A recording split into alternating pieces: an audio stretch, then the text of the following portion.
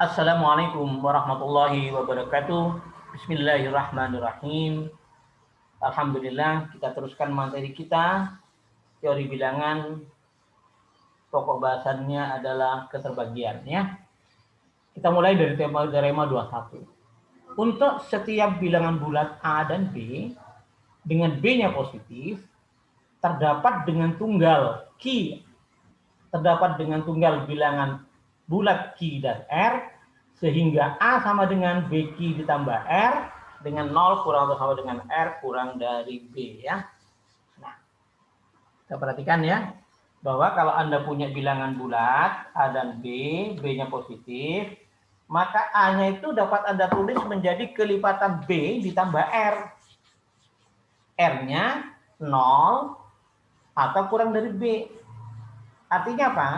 Maknanya adalah kalau Anda punya bilangan bulat A dan bilangan bulat B yang tidak nol, yang positif, maka A itu pasti merupakan kelipatannya B, atau A itu bukan kelipatan B.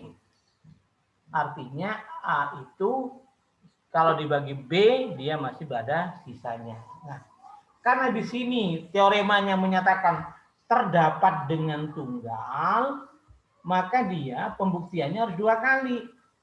Yang pertama adalah bukti bahwa dia ada, yang kedua bukti bahwa dia tunggal. Nah, sekarang kita buktikan ekstensinya. Diambil sebarang bilangan bulat A dan B dengan B-nya positif. Ingat ya, B-nya positif ya. Kemudian saya kumpulkan A min XB. Jadi S itu adalah himpunan A dikurangi XB, X-nya itu anggota himpunan bilangan bulat, dan A min XB-nya lebih besar atau sama dengan 0. Oke. A dikurangi XB, X-nya X-nya bilangan bulat, dan A min XB besar dengan 0. Ingat B-nya kan positif. Karena B-nya lebih besar dari 0, B-nya itu bilangan bulat non negatif, maka B-nya paling kecil pasti 1. Berarti B lebih besar sama dengan 1. Sehingga nilai mutlak A dikalikan B pasti lebih besar atau sama dengan nilai mutlak A. Ya. Oleh karena itu, kalau A saya kurangi dengan nilai mutlak dikurangi dengan min nilai mutlak A kali B, pastilah sama dengan A ditambah nilai mutlak A dikalikan B. Ini pasti lebih besar sama dengan A ditambah nilai mutlak A. Dia pasti lebih besar dengan 0. Apa akibatnya? Akibatnya A min nilai mutlak A dikalikan B adalah anggotanya S. Ya kan? Karena nilai negatif nilai mutlak A itu bilangan bulat, A dikurangi negatif A kali B itu masuk anggotanya S, dan juga karena dia lebih besar dengan 0, maka A min nilai mutlak AB ini pasti anggotanya S. Akibatnya apa? S-nya tidak kosong. S-nya tidak kosong, S-nya memuat bilangan bulat non negatif. Berarti S-nya himpunan bagian dari C. Apa akibatnya? Berdasarkan prinsip terurut dengan baik, terdapat R anggota S sehingga untuk setiap S anggota S, R-nya kurang atau sama dengan S. Artinya bahwa S itu mempunyai anggota terkecil. Saya namakan R. Ya. Karena R-nya anggota S, ingat R anggota S, maka bentuknya pasti A min BX. Anggotanya pasti A min XB. Karena R anggota S, maka pasti terdapat bilangan bulat I, sehingga R sama dengan A min QB. Ya kan? S itu kan A min XB, X yang anggota I. Berarti R-nya itu pasti A min QB. Q-nya bilangan bulat, ya. Bukan bilangan bulat, bilangan I kan? Nah, karena R sama dengan A min QB lebih besar sama dengan 0, akibatnya A pasti sama dengan QB ditambah R. R-nya lebih besar sama dengan 0. Karena untuk, ya sudah ketemu kan R sama dengan 0 di sini. Sekarang tinggal buktikan bahwa R-nya kurang dari B. Karena untuk setiap S anggota S besar, R-nya kan pasti kurang atau sama dengan S. Maka A dikurangi Q plus 1B pasti bukan anggota S. Ingat kan? Tadi A min QB anggota S, tapi R-nya terkecil. Berarti kalau berkurang lagi, dia pasti bukan anggota S. Maka A min Q plus 1B pasti bukan anggota S. Sehingga A min Q plus 1B sama dengan A min QB min B sama dengan R min B pasti kurang dari 0. Sebab kalau dia bukan anggota S, pasti dia kurang dari 0. Kalau dia anggota S, lebih besar sama dengan 0. Berarti kalau dia bukan anggota S, pasti kurang dari 0. Akibatnya R kurang dari B. Berdasarkan uraian di atas, diperoleh bahwa terdapat bilangan bulat Q dan R, sehingga A sama dengan QB tambah R, dengan R-nya mulai dari 0 kurang dari B, ya. Jadi ini bukti eksistensi ada, ya. Belum tunggal. Gimana kalau buktikan cara bukti ketunggalannya? Bukti ketunggalannya adalah dimisalkan bahwa terdapat bilangan asli, bilangan bulat Q1, R1, Q2, R2 sehingga A sama dengan Q1B sama dengan R1 sama dengan Q2B ditambah R2. Kita akan buktikan bahwa Q1 sama dengan Q2 dan R1 sama dengan R2. Ingat bahwa R1 itu 0 kurang atau sama dengan R1 kurang dari B, R2 0 kurang atau sama dengan R2 kurang dari B. Oleh karena itu, kalau R1 saya kurangi R2, dia akan ketemu antara min B dan B. Ingat bahwa R1 min R2 itu antara min B dan B. Tapi R1 min R2 itu kan sama dengan Q2 min Q1 kali B.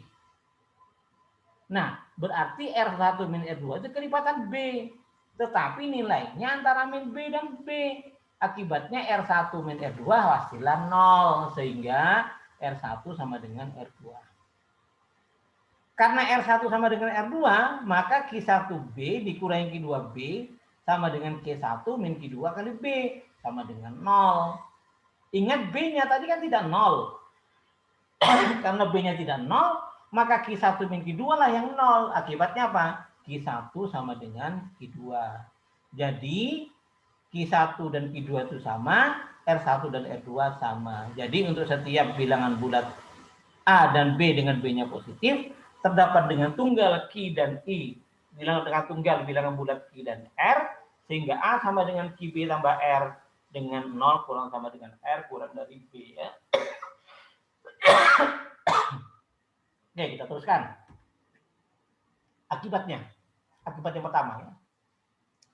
Untuk setiap A, B, untuk setiap bilangan bulat A dan B dengan B-nya tidak 0, terdapat dengan tunggal Q, R, R min I, dan terdapat dengan tunggal bilangan bulat Q dan R, sehingga A-nya sama dengan QB plus R, dengan R-nya lebih besar dengan 0, kurang dari mutlak B. Kalau tadi yang teoremanya itu B-nya positif, sekarang B-nya tidak 0. Nah, untuk mengerjakan ini, maka kita lihat, ya. Kita mulai dengan diambil sebarang bilangan bulat A dan B dengan B tidak sama dengan 0. Oke, kita teruskan. Kalau B-nya tidak sama dengan 0, maka terdapat dua kemungkinan, yaitu B-nya positif atau B-nya negatif. Jika B-nya positif, maka berdasarkan teorema 21 diperoleh bahwa terdapat dengan tunggal Q dan R, bilangan himpunan anggota himpunan bilangan bulat, sehingga A sama dengan QB tambah R, dengan R-nya kurang lebih besar dengan 0, kurang dari B. B positif berarti sama dengan nilai mutlak B. Sekarang, jika B-nya negatif, maka kita akan gunakan lagi teorema 21. Caranya gimana? Jika B-nya negatif, maka saya kalikan dengan negatif. Jadi B kurang dari 0, maka negatif B positif. Sehingga berdasarkan teorema 21 diperoleh bahwa terdapat dengan tunggal Q1 dan R, elemen himpunan bilangan bulat, sehingga A sama dengan Q1 kali min B ditambah R dengan 0 kurang atau sama dengan R kurang dari min B. Min B-nya kemudian sama dengan dari mutlak B. Kemudian kita misalkan Q sama dengan negatif Q1. Karena Q1-nya tunggal, maka Q-nya juga pasti tunggal. Q1 kan tunggal tuh.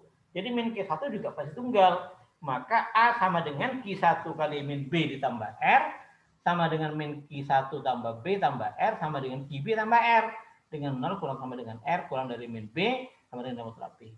Nah, Q1-nya tunggal kan? Maka Q-nya juga tunggal. Jadi untuk setiap bilangan bulat A dan B, dengan B-nya tidak sama dengan 0, terdapat dengan tunggal QR elemen I, sehingga A sama dengan QB ditambah R, dengan 0 kurang sama dengan R, kurang dari mutlak B ya.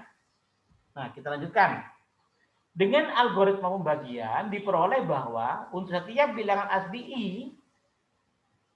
A-nya pasti sama dengan 2Q tambah R.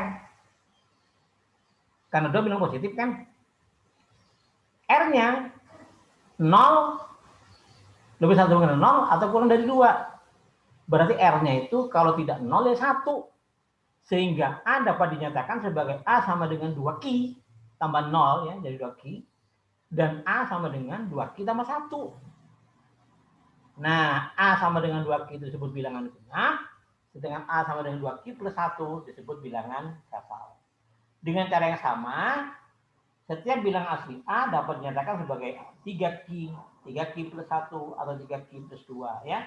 Atau 4Q tambah 4Q plus 1 tambah 4Q plus 2 atau 4Q plus 3 dan seterusnya ya. Nah, contoh 7 sekarang.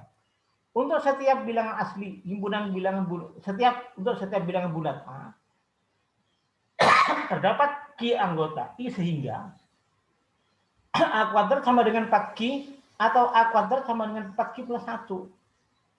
Buktinya diambil sebarang A elemen I. Berdasarkan algoritma pembagian, terdapat bilangan bulat K sehingga apa? A sama dengan 2K atau A sama dengan 2K plus 1. Jika A sama dengan 2K, kita pangkatkan ketemu A kuadrat plus 4 kuadrat sama dengan 4Q. Q-nya sama dengan K kuadrat. Dia adalah bilangan asli. Jika A sama dengan 2K plus 1, maka A kuadrat sama dengan 4K kuadrat tambah 4K tambah 1. 4-nya saya keluarkan dengan hukum distributif. Ketemu 4 kurang buka K kuadrat plus K ditambah 1. Ini sama dengan 4Q plus 1. Q-nya siapa? K kuadrat plus K. Dia bilangan bulat juga. Jadi untuk setiap bilangan bulat A, terdapat bilangan bulat Q sehingga A kuadrat sama dengan 4Q atau A kuadrat sama dengan 4Q plus 1. Contoh 8. Untuk setiap bilangan gasal A, terdapat bilangan bulat Q sehingga A kuadrat sama dengan 8Q plus 1. Sekarang diambil sebarang bilangan gasal A elemen I ya. Berdasarkan algoritma pembagian, terdapat K elemen I sama dengan apa? A sama dengan 4K, A sama dengan 4K plus 1, K plus 2, atau A sama dengan K plus 3. Tetapi ingat bahwa A-nya itu bilangan gasal, sehingga yang bilangan gasal hanya terpenuhi oleh A sama dengan 4K plus 1, atau A-nya sama dengan 4K plus 3. Jika A sama dengan 4K plus 1 dikuadratkan, ketemu apa? Ketemu A kuadrat sama dengan 16K kuadrat plus 8K plus 1. Ini punya faktor 8 difaktorkan keluar. Jadi 2K kuadrat plus K tambah 1. 2K kuadrat plus 1 ini K ini bilangan bulat ya. Akibatnya bahwa A kuadrat sama dengan 8Q ditambah 1. Jika A sama dengan 4K plus 3 dikuadratkan ketemu 16K kuadrat plus 24K plus 1, dapat dikeluarkan lagi 2K kuadrat plus 8K, 3K ditambah 1. Ini jangka perolongan Q. Q ini anggota himpunan bilangan bulat. Akibatnya dia sama dengan 8Q plus 1. Jadi untuk setiap bilangan asli I, bilangan bulat asli, setiap himpunan bilangan bulat A terdapat Q, bilangan bulat Q sehingga A kuadrat sama dengan 8Q ditambah 1 ya. Contoh 9. Untuk setiap bilangan bulat A dengan A lebih besar sama dengan 1, terdapat bilangan bulat Q sehingga A kalikan A kuadrat plus 2/3 sama dengan Q. diambil sebarang bilangan bulat A dengan A lebih besar sama dengan 1. Berdasarkan algoritma pembagian, terdapat timbul bilangan bulat K, sehingga apa? A-nya sama dengan 3K, A-nya sama dengan 3K plus 1, atau A-nya sama dengan 3K plus 2. Jika A sama dengan 3K, A sama dengan 3K, maka A kuadrat dikalikan A kuadrat plus 2 dibagi 3 sama dengan 9K kuadrat ditambah 2 kali K, kan? A-nya kan sama 3K. Ya kan? 3K berarti bagi 3 hilang kan? Sehingga inilah yang sama dengan Q. Jadi A kali A kuadrat plus 2 per 3 sama dengan Q. Jika A sama dengan 3K plus 1, dia menjadi A kali A kuadrat plus 2 dibagi 3. Jadi 3K plus 1. 3K plus 1 kuadrat adalah 9K kuadrat plus 6K plus 1 ditambah 2 dibagi 3. Yang ini kelipatan 3. Sehingga nanti jadi 3K plus 1 kalikan 3K kuadrat ditambah 2K ditambah 1. Nah, inilah yang menjadi yang sama dengan Q ya, bilangan bulatnya ya. Jika A sama dengan 3K plus 2, maka A kali A kuadrat plus 2 sama dengan tadi. A-nya diganti dengan 3K plus 2, dikuadratkan, difaktorkan, dia ketemu 3K plus 2 kali 3K kuadrat plus 4K plus 3, dia sama dengan, dianggap sama dengan Q, dia bilangan bulat. Jadi, untuk setiap bilangan bulat A dengan A sama dengan 1 dapat bilangan bulat Q, sehingga A kali A kuadrat plus 2 per 3 sama dengan Q ya. Kemudian soalnya adalah kerjakan soal latihan problem di 22 halaman 19. Ini soalnya antara 1 sampai 11 ya, yang ditanyakan teman Anda. Kok tadi soalnya sampai 10 saja? Halaman 19 itu soalnya 1 sampai 11 ya. Semoga bermanfaat, semoga Anda paham dan bisa mengerjakan soal dengan baik. Jangan takut kerjakan soal salah. Jangan takut nulisnya ada yang keliru, karena Anda saat ini sedang kuliah dan kita perbaiki bersama-sama tulisan maupun cara berpikir Anda. Semoga bermanfaat.